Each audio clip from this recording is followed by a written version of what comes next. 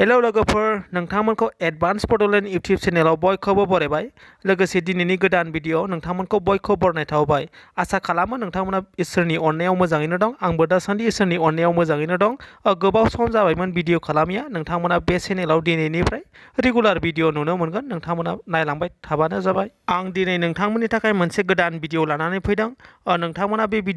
भिडिअनि title एबा थाम्बनेलाव नायनानै मिथिखाबायबो जानो हागौ आं दिनै सासे बर' इउटिउबारनि इउटिउब चेनेलखौ प्रमोशन खालामना होनो नागिरदों नोंथांमोना बे चेनेलखौ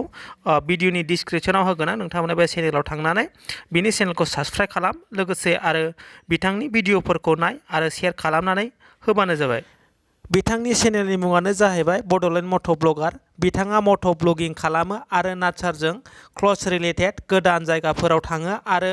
एडभेन्चार खालामो स' आसा खालामो नोंथांमोना बिथांखौ सापर्ट खालामगोन होननानै बिथांनि चेनेलनि लिंकखौ आं भिडिअनि डिसक्रिपशनाव होनाय जागोन नोंथांमोना बे लिंकआव थांनानै चेनेलखौ साबस्क्राइब खालामनानै होबानो जाबाय